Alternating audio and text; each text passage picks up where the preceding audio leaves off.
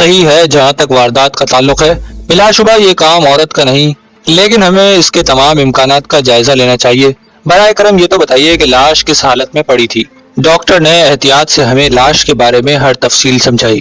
اس کی رائے یہ تھی کہ مقتولہ کاؤنٹر کی طرف پشت کیے کھڑی تھی، اور اسی لیے کہا جا سکتا ہے کہ حملہ آور کی طرف سے بھی اس کی پشت تھی، جبکہ اس کے سر پر ضرب لگائی گئی۔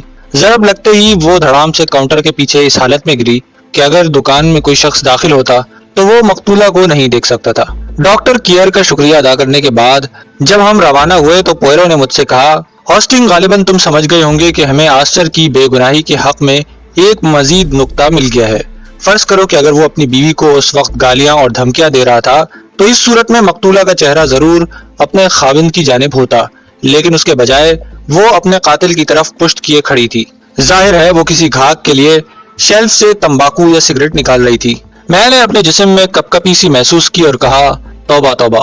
پوئرو نے نفی میں اپنا سر ہلایا اور فرانسیسی زبان میں کچھ بڑبڑانے لگا، پھر اس نے اپنی گھڑی پر نظر ڈالی۔ میرا اندازہ اگر غلط نہیں تو قصبہ اوورٹن یہاں سے نزدیک ہی واقع ہے، کیا خیال ہے ہم وہاں چل کر مقتولہ کی بھانجی سے بات چیت کر لیں؟ مگر پوئرو، پہلے تو تمہیں مقتولہ کی دکان پر جانا چاہیے جہاں واردات وقوع پذیر ہوئی ہے۔ میں نے مشورہ دیا، وہ بعد میں دیکھا جائے گا، میرے پاس اس کے لیے ایک خاص وجہ ہے۔ اس نے واضح نہیں کیا کہ وہ خاص وجہ کیا ہے۔ چند منٹ کے بعد لندن روڈ کے راستے ہم قصبہ اوورٹن کی جانب روانہ ہو گئے۔ انسپیکٹر گلن نے ہمیں جس مکان کا پتہ دیا تھا وہ لندن جانے والی سڑک پر قصبہ اوورٹن سے 1 میل کے فاصلے پر تھا۔ گھنٹی کا جواب ایک سیاہ زلفوں والی نوجوان خادمہ نے دیا جس نے دروازے پر ہمارا استقبال کیا۔ اس کی آنکھیں سرخ ہو رہی تھیں، جو اس بات کا واضح ثبوت تھا کہ وہ حال ہی میں خوب روئی ہے۔ پوئرو نے نرم لہجے میں کہا، میرا خیال ہے تم ہی مس میری ڈروور ہو اور یہاں خادمہ کی حیثیت سے کام کرتی ہو۔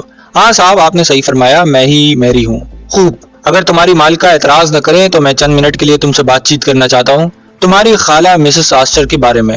مالکہ گھر میں موجود نہیں ہے صاحب، اور وہ کوئی اعتراض نہیں کریں گی۔ برائے کرم آپ اندر تشریف لے آئیں۔ نوجوان خادمہ نے ایک چھوٹے سے ڈرائنگ روم کا دروازہ کھول کر ہمیں اندر آنے کا اشارہ کیا۔ پوئرو کھڑکی کے نزدیک رکھی ہوئی کرسی پر بیٹھ گیا، پھر اس نے بغور لڑکی کے چہرے کا جائزہ لیا۔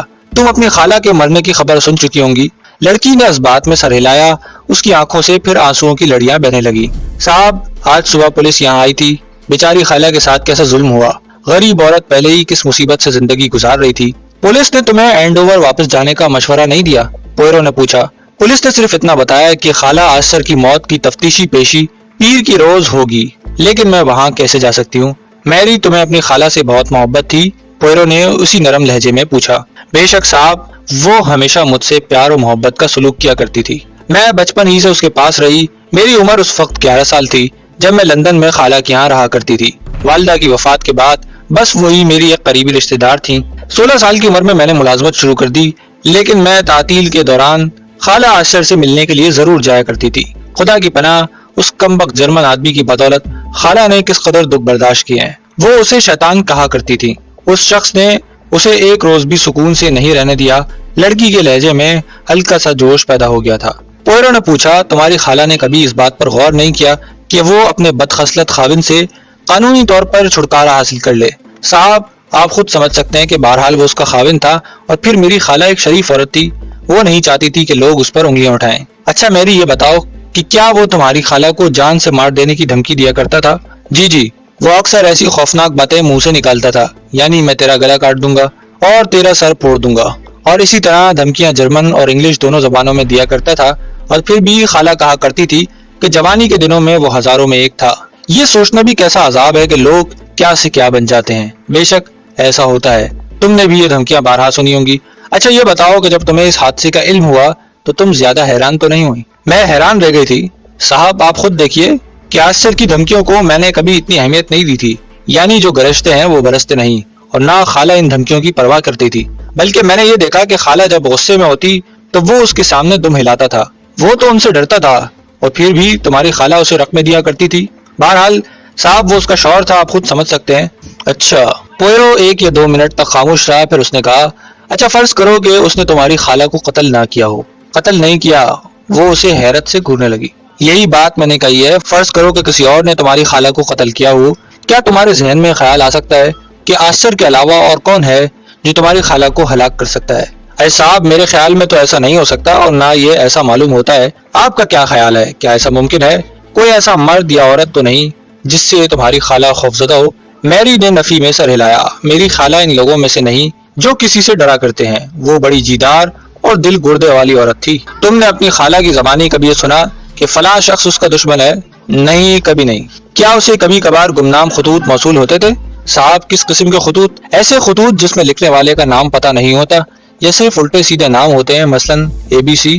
پوئرو اسے بغور دیکھنے لگا لیکن لڑکی کے چہرے پر سوائے حیرت کے اور کوئی علامت نمودار نہ ہوئی. پھر اس نے اپنا سر نفی میں ہلایا. تمہارے علاوہ تمہاری خالہ کے اور کوئی رشتہ دار بھی ہیں؟ نہیں صاحب، اب کوئی رشتہ دار اس دنیا میں موجود نہیں.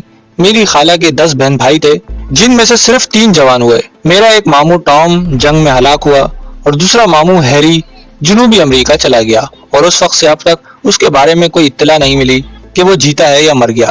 میری والدہ پہلے ہی وفات پا چکی تھی، اس لیے خالہ آسچر کی میں ایک ہی رشتہ دار اس دنیا میں موجود ہوں. تمہاری خالہ نے کچھ روپیہ جمع کر رکھا تھا کسی بینک میں؟ بے شک صاحب، مجھے معلوم ہے.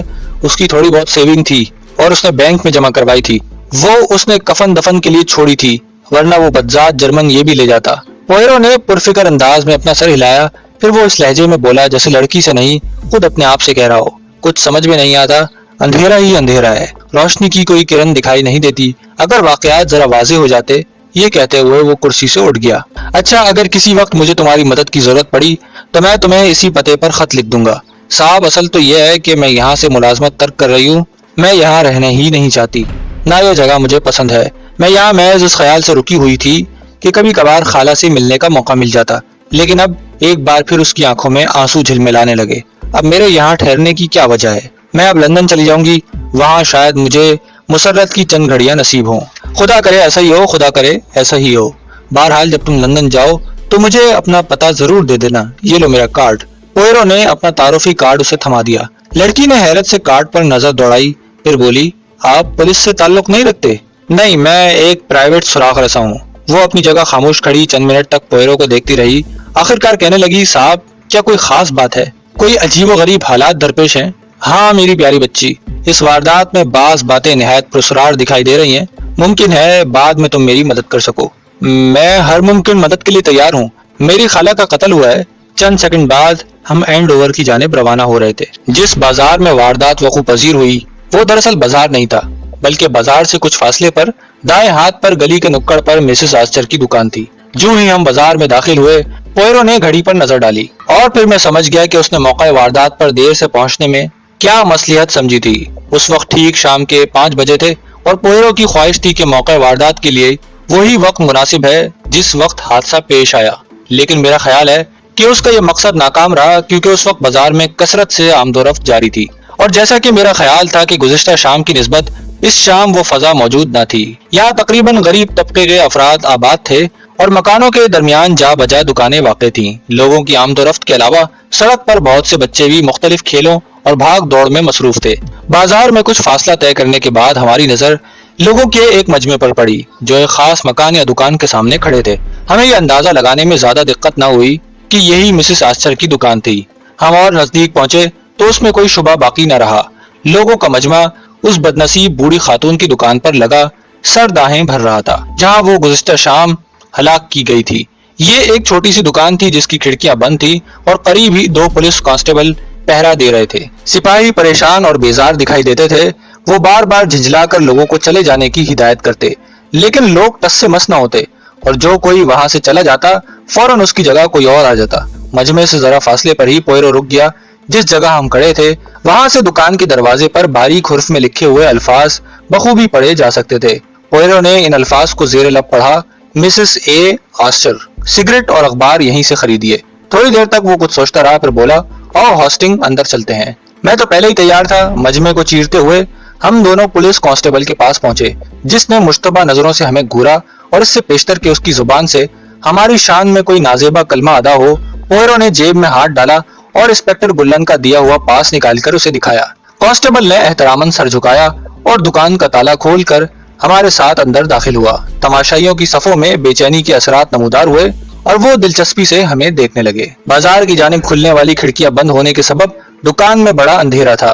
कांस्टेबल ने दरवाजे के साथ ही स्विच टटोल कर बल्ब रोशन कर दिया। बल्ब अगरचे मामूली ताकत का था, लेकिन फिर भी रोशनी इतनी हो गई कि कमरे की मुख्तलिफ चीजें नजर आने लगी। मैंने कमरे में चारों तरफ निगाह दौड़ाई। ये एक छोटा सा कसीफ कमरा था। एक तरफ सस्ते रिसाले और गुज़िश्ता रोज के पुराने अखबारों का ढेर लगा हुआ था। उन पर हल्की सी गर्द की तह जम गई थी। काउंटर के ऐन पीछे लकड़ियों के खाने की बनी हुई कतार थी जो छत तक चली गई थी। उन खानों में तंबाकू और सिगरेट के पैकेट भरे हुए थे। एक तरफ मर्तबानों में चीनी की बनी हुई मिठाइयाँ, टॉफियाँ, पेपरमिंट वगैरह वगैरह रखे थे। उनके अलावा दुकान में कोई शय मौजूद ना थी। और दरअसल ये दुकान ही क्या थी, ऐसी हजारहा दुकानें हर कस्बे और देहात में होती हैं। कांस्टेबल ने अपनी नरम आवाज में वाकयात बयान करने शुरू कर दिए। यहाँ काउंटर के ऐन पीछे लाश पड़ी थी। डॉक्टर का बयान है कि मकतूला को इल्म ही ना हो सका कि उसके सर में क्या चीज मारी गई और वो उस वक्त इन खानों में से कोई पैकेट निकाल रही होगी। उसके हाथ में तो कोई चीज नहीं पाई गई। नहीं जनाब, मगर सिगरेटों का एक पैकेट लाश के करीब ही पड़ा था। पोयरो ने अपना सर हिलाया। उसकी आंखें माहिराना अंदाज में कमरे की हर शय का जायजा ले रही थी। और वो रेलवे गाइड कहाँ गई? इस जगह जनाब, कांस्टेबल ने काउंटर पर एक जगह हाथ रखकर बताया। ये ऐन उस सफे पर खुली हुई थी जहाँ एंडोवर का नाम लिखा था और खुली हुई हालत में उल्टी रखी थी। ऐसा मालूम होता है जैसे वो कातिल एंडोवर से लंदन जाने वाली गाड़ियों का वक्त देख रहा था। अगर यही बात है तो कातिल एंडोवर में रहने वाला शख्स नहीं हो सकता। और अगर ये वाकया ना हो तो फिर बिलाशुबा रेलवे गाइड किसी और शख्स की होगी जिसका इस कत्ल से कोई ताल्लुक नहीं हो सकता। और मुमकिन है वो उसे यहाँ भूल गया हो। क्या उस पर किसी की उंगलियों के निशानात मिले हैं? मैंने सवाल किया। कांस्टेबल ने नफी में सर हिलाया और जवाब दिया, जनाब, तमाम जगह को अच्छी तरह देखा भाला गया है। कहीं भी ऐसे निशानात दस्तयाब नहीं हुए। क्या काउंटर पर भी नहीं? पोयरो ने दरियाफ्त किया। बेशक काउंटर पर निशानात मिले हैं, लेकिन वो मुख्तलिफ निशानात हैं और वो आपस में इस कदर खलत मलत हो चुके हैं कि सही नतीजा अखज करना निहायत दुश्वार है। बहरहाल, क्या इन चीजों में आश्चर्य की उंगलियों के निशानात मौजूद हैं? इतनी जल्दी कुछ कहना दुश्वार है जनाब। पोयरो ने अपना सर हिलाया और फिर पूछा, क्या मकतूला दुकान के ऊपर ही रहा करती थी? जी सर, उस दरवाजे से आप दुकान की पुश्त पर जा सकते हैं। मगर माफ फरमाइए, मैं आपके साथ आने से माजूर हूँ। मुझे दरअसल बाहर रहना है।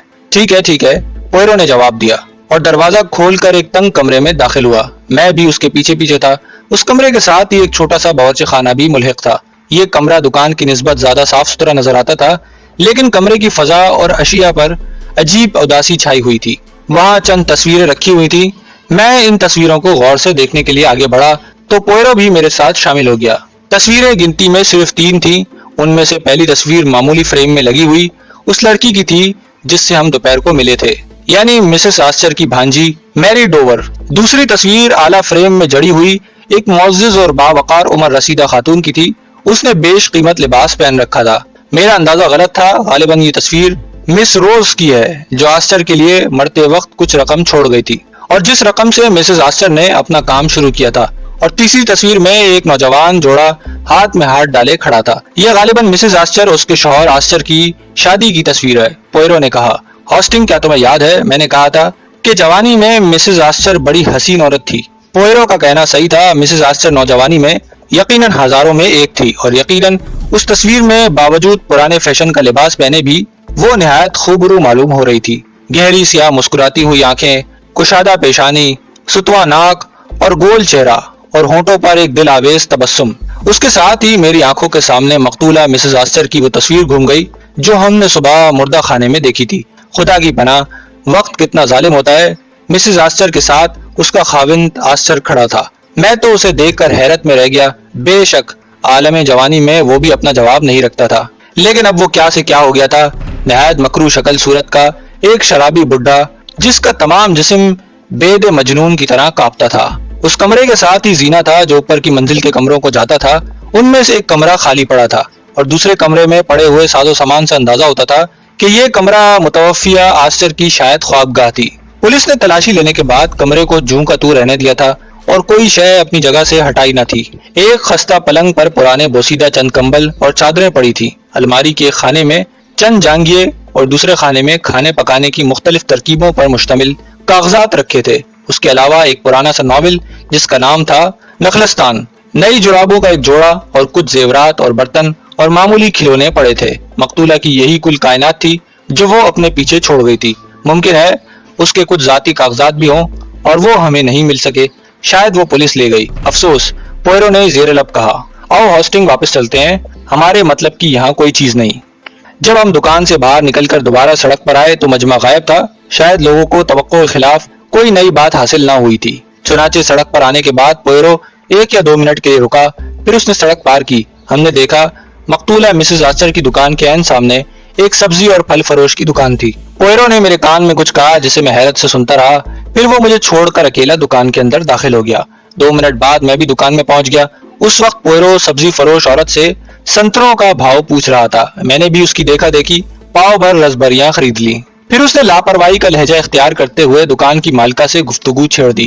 तौबा तौबा, क्या सनसनीखेज वाकया तुम्हारी दुकान के ऐन सामने पेश आया है। बिल्कुल तुम्हारी आंखों के सामने कत्ल की वारदात हुई। फल फरोश औरत अच्छी खासी सेहतमंद थी, लेकिन उसके चेहरे पर नागवारी और गुस्से की अलामत नुमाया थी। शायद वो उस सनसनीखेज कत्ल के बारे में ये बातें सुनते सुनते उकता गई थी। दुरुस्त लहजे में बोली, मेरी समझ में नहीं आता, आखिर लोगों को उससे क्या दिलचस्पी, किसी का घर जले और कोई आग तापे, वो मामला क्या है। पोयरो ने उस नागवार लहजे का तासुर लिए बगैर कहा, आज की निस्बत कल शाम को यहाँ की फजा मुख्तलिफ होगी और ये भी मुमकिन है कि आपने कातिल को दुकान के अंदर जाते देखा हो। एक गोरे रंग का लंबा सा आदमी, दाढ़ी वाला, एक रूसी शख्स। मैंने तो कातिल का यही हुलिया सुना है। क्या कहा आपने? औरत ने चौंक कर तेज लहजे में पूछा। एक रूसी? यही कहा था ना आपने। मैं समझता हूँ पुलिस ने तो उसे गिरफ्तार भी कर लिया है, इसलिए मैंने कहा कि शायद तुमने उसे कल मिसेस आर्चर की दुकान में जाते देखा हो। खैर मिस्टर, सही बात तो यह है कि मुझे किसी को देखने या ना देखने का मौका ही ना मिला। शाम का वक्त हमारे लिए बड़ा मसरूफ होता है। घाह किसी वक्त आते हैं, हमें सर उठाने की फुर्सत नहीं मिलती। इसका सबब यह है कि शाम को लोग अपने काम काज और नौकरियों से फारिग होकर यहाँ आते हैं और जो कुछ खरीदना होता है उसी वक्त खरीदते हैं। लेकिन जहाँ तक मुझे याद है, मैंने इस हुलिये का कोई शख्स नहीं देखा जिसका कद लंबा हो, रंग गोरा और चेहरे पर दाढ़ी हो। नहीं, मैंने तो नहीं देखा। अब मौका था कि मैं भी पोयरो की हिदायत के मुताबिक गुफ्तगू में एक अजनबी की तरह हिस्सा लूं। माफ कीजिए साहब, मैंने पोयरो को मुखातिब किया। मेरा ख्याल है आपको कातिल के मुतालिक गलत मालूमात दी गई हैं। मुझे तो ये मालूम हुआ है कि वो सांवले रंग का एक पस्ता कद शख्स था। मेरे इस जुमले ने मजीद सनसनी फैला दी और दुकान की मालिका, उसका दुबला पतला खाविंद और दुकान का दूसरा मुलाजिम छोकरा सब के सब हमारी बातों को निहायत दिलचस्पी से सुनने लगे। किसी ने कहा उसने इस हुलिये के 4 आदमियों को देखा है, लेकिन मुलाजिम लड़के ने अपनी भर्राई हुई आवाज में इंकिशाफ किया कि उसने एक गोरे रंग के लंबे से शख्स को जरूर देखा है। उसने अफसोस से सर हिलाते हुए कहा, लेकिन उसकी दाढ़ी हरगिज नहीं थी। आखिरकार अपनी मतलूबा अशिया खरीद कर हम दुकान से बाहर निकले तो मैंने पोयरो से पूछा, अब बताओ कि इस ड्रामे का आखिर मतलब क्या था। मतलब तुम नहीं समझे? अरे भाई, मैं ये मालूम करना चाहता था कि आया किसी ने किसी अजनबी को मिसेस आर्चर की दुकान में जाते नहीं देखा। ठीक है, तुम इस अदाकारी और झूठ बोलने के बगैर भी तो ये बात मालूम कर सकते थे। नहीं मेरे दोस्त, बिल्कुल नहीं। जैसा कि तुम समझते हो कि अगर मैं इस औरत से बराह रास्त कुछ पूछता तो मेरे सवालात का जवाब हरगिज नहीं मिलता। साफ बात तो यह है कि तुम अंग्रेज लोग बड़े शक्की होते हो। भला बताओ, मैं तुमसे कोई सवाल करूं तो तुम मुझे फौरन जवाब देना पसंद नहीं करोगे, बल्कि ये सोचोगे कि सवाल मैंने किस नियत से किया है। और जब एक बार तुम्हें शक हो गया तो खा मैं लाख सर मारता रहूं, तुम मेरे सवाल का कभी भी सही जवाब नहीं दोगे। इसका सही तरीका यह है कि पहले अपनी तरफ से कोई बात कह दी जाए, लोग उसे फौरन दुरुस्त करेंगे। मसलन तुम्हारा नाम हॉस्टिंग है। फर्ज करो मुझे तुम्हारा नाम मालूम नहीं। अगर मैं तुमसे तुम्हारा नाम पूछूं तो तुम अपना नाम बताते हुए हिचकिचाओगे और मुमकिन है अपना नाम गलत ही बता दो। मगर मैं अगर तुमसे कहूँ, माफ कीजिएगा मिस्टर जॉन, क्या आप अमेरिका से वापस आ गए, तो तुम फौरन बोल उठोगे, मेरा नाम जॉन नहीं बल्कि हॉस्टिंग है। पोयरो की ये मिसाल सुनकर मैं हैरान रह गया। मुझे दिल ही दिल में उसकी सच्चाई को तस्लीम करना पड़ा। वो फिर बोला, बहरहाल ये मालूम होता है कि शाम का वक्त यहाँ बड़ी मसरूफियत का वक्त होता है और बाजारों में लोगों की बड़ी आमदोरफ्त रहती है। मेरे प्यारे दोस्त, हमारे कातिल दोस्त ने अपने काम के लिए सोच समझकर बड़ा मुनासिब वक्त ढूंढा है। और हाँ, मैंने तो तुमसे कहा था कि सेब खरीदना, तुमने रसभरियां क्यों ले ली। मैंने हैरत से कहा, आखिर उससे क्या फर्क पड़ता है, सेब न सही रसभरियां ही सही, कुछ न कुछ तो खरीदना ही था। पोयरो ने मुझे खा जाने वाली नजरों से देखा और झिंझलाकर बोला, यार कभी तुम्हें अकल भी आएगी या नहीं। क्या तुमने देखा नहीं कि जिस थैले में ये रसभरियां भरी हुई थी उसमें से पहले ही रस टपक रहा था। अब अपनी जेब में हाथ डालकर देखो, अच्छा खासा सूट का सत्यानाश हो गया। मैंने घबरा कर जेब से तमाम रसभरियां निकाल ली। बेशक मुझसे बड़ी हिमाकत सरजद हुई थी। मैंने करीब से गुजरते हुए एक बच्चे को रोका और उसको रसभरियां दे दी। बच्चा हैरत से मुझे तकने लगा। अभी उसकी हैरत खत्म न हुई थी कि पोयरो ने भी संतरे उसके दूसरे हाथ में थमाकर उसकी हैरत और खौफ पर मोहर लगा दी। फिर वो अपने उसी हरीफाना लहजे में कहने लगा, तुम देख चुके थे कि वो दुकान किस नौयत की है। सस्ते और गले सड़े फल थे। बंदा खुदा तुम केले ले लेते, सेब ले लेते, कुछ नहीं तो गोभी का फूल ही खरीद लेते, लेकिन रसभरियां بخدا اس کا خیال ہی نہیں آیا کہ ان سے رس ٹپکنے لگے گا۔ میں نے شرمندگی سے کہا، تمہیں کبھی کسی بات کا خیال نہیں آتا۔ پوئرو نے مجھے ڈانٹا، پھر وہ اچانک رک گیا۔ مسز آسٹر کی دکان کے دائیں ہاتھ پر واقع مکان خالی پڑا تھا، چونکہ باہر ایک چھوٹی سی تختی پر لکھا تھا کرائے کے لیے خالی ہے، اور بائیں جانب کے مکان کی کھڑکیوں پر نہایت میلے کچیلے پردے لٹک رہے تھے۔ پوئرو اسی مکان کی طرف گیا۔ دروازے پر گھنٹی کا بٹن موجود نہ تھا، لہذا دستک دینی پڑی۔ 6-7 بار زور زور سے دروازہ کھٹکھٹانے کے بعد ایک گندا سا بچہ جس کی ناک بہ رہی تھی دروازے پر نمودار ہوا۔ تمہاری امی گھر پر ہیں؟ پوئرو نے اس سے پوچھا۔ ہیں؟ بچے نے اپنی طرف سے سوال کیا۔ پھر وہ ناراضگی اور مشکوک نظروں سے ہمیں تکنے لگا۔ تمہاری ماں کہاں ہے؟ یہ سوال سمجھنے میں اس نے 12 سیکنڈ صرف کیے۔ پھر وہ واپس پلٹا اور سیڑھیوں پر چڑھ کر چلانے لگا، اماں ذرا جلدی آؤ، دیکھو کون آیا ہے۔ اوپر سے ایک عورت نے جھانک کر دیکھا اور ہمیں دیکھتے ہی اس کی بھویں تن گئیں اور وہ بڑبڑاتی ہوئی نیچے اتری۔ آپ صاحبان کا یہاں آنا اور ہمیں پریشان کرنا اچھی بات نہیں، آپ اپنا وقت بھی ضائع کریں گے۔ اس نے تقریر شروع کی ہی تھی، لیکن پوئرو نے اخلاقیہ طور پر اپنی ٹوپی اتاری اور جھک کر سلام کیا۔ معاف کیجیے گا میڈم، میں دراصل ایک روزنامہ اخبار کا نامہ نگار ہوں، ایوننگ فلکر، اور آپ کی خدمت میں مؤدبانہ طریقے سے عرض کرتا ہوں کہ 5 پاؤنڈ کا حقیر نذرانہ قبول فرمائیے اور اپنی پڑوسن مسز آسٹر کے متعلق ایک مضمون لکھ کر دے دیجیے۔ عورت کی پیشانی سے ناراضگی کی گہری شکنیں یوں غائب ہو گئیں جیسے کسی نے استری پھیر دی ہو۔ وہ درست الفاظ جو ہمارے بارے میں کہنے ہی والی تھی اس کی زبان کی نوک پر آ کر رک گئے۔ پھر وہ مسکراتے ہوئے کہنے لگی، برائے کرم آپ اندر تشریف لے آئیں، بائیں جانب۔ بیٹھیے صاحب۔ پھر وہ معذرت چاہتے ہوئے کہنے لگی، میں آپ سے معافی کی درخواست کرتی ہوں، میری زبان سے چند الفاظ ایسے نکل گئے جو آپ کو برے لگے ہوں گے، لیکن آپ بمشکل یقین کریں گے کہ ہمیں کیسی مصیبتوں کا سامنا کرنا پڑتا ہے۔ ہر وقت کوئی نہ کوئی دروازے پر موجود رہتا ہے، کبھی کوئی جرابیں بیچنے آ جاتا ہے، کبھی کوئی کریم یا سینٹ کی شیشیاں لے کر آ نکلتا ہے، کوئی نالیاں صاف کرا لینے پر اصرار کرتا ہے۔ اس طرح کے بےہودہ شخص آتے رہتے ہیں اور جان نہیں چھوڑتے۔ مسز فولر یہ لے لیجئے، وہ لے لیجئے، ناک میں دم کیا ہوا ہے۔ پوئرو نے کمال ہوشیاری سے اس کا نام استعمال کرتے ہوئے کہا، مسز فولر، مجھے امید ہے کہ جو کچھ میں نے عرض کیا ہے اس پر آپ غور کریں گی اور مضمون لکھ کر دے دیں گی۔ 5 پاؤنڈ کے نوٹ مسز فولر کی آنکھوں کے سامنے گھومنے لگے۔ پھر وہ کچھ سوچ کر بولی، بے شک میں مسز آسٹر سے اچھی طرح واقف ہوں، لیکن جہاں تک کچھ لکھنے کا تعلق ہے۔ پوئرو نے جلدی سے کہا، محترمہ آپ اس بارے میں تردد نہ کریں، آپ سے جو سوالات دریافت کیے جائیں ان کا صحیح جواب دے دیں، بس یہی انٹرویو اخبار میں چھپ جائے گا۔ اس طرح مسز فولر کو دام میں پھنسا لیا گیا اور اس نے متوفیہ کے بارے میں تقریر کر ڈالی۔ اس کا خلاصہ یہ تھا کہ مسز آسٹر اپنے کام سے کام رکھنے والی عورت تھی اور وہ کسی سے زیادہ میل جول اور دوستانہ تعلقات رکھنا پسند نہیں کرتی تھی، لیکن وہ ایک مصیبت زدہ عورت تھی اور یہ مصیبت اس کے جرمن خاوند آسٹر کی لائی ہوئی تھی، جسے جیل میں ہونا چاہیے تھا۔ مسز آسٹر اپنے خاوند سے ہرگز نہیں ڈرتی تھی، اسے جب طیش آتا تو پہاڑ سے بھی ٹکرا جاتی تھی، لیکن اس نے اپنے خاوند کو کبھی مایوس نہیں کیا۔ وہ اسے گالیاں دیتا اور مارنے کی دھمکیاں دیتا، لیکن وہ پھر بھی اسے روپے دے دیا کرتی تھی۔ مسز فولر اکثر اسے کہا کرتی تھی، دیکھو بہن میری بات لکھ لو، یہ تمہارا خاوند ایک نہ ایک دن ضرور تمہیں ختم کر دے گا، اور دیکھ لو اس نے بیچاری عورت کو مار ڈالا۔ اور مسز فولر کو جو پڑوس ہی میں رہتی تھی پتہ ہی نہ چل سکا اور نہ اس نے کوئی آواز یا چیخ پکار سنی۔ پوئرو نے مسز فولر سے یہی سوال کیا کہ مسز آسٹر کو عجیب و غریب خطوط ملا کرتے تھے، ایسے خطوط جن کے آخر میں ABC لکھا ہو۔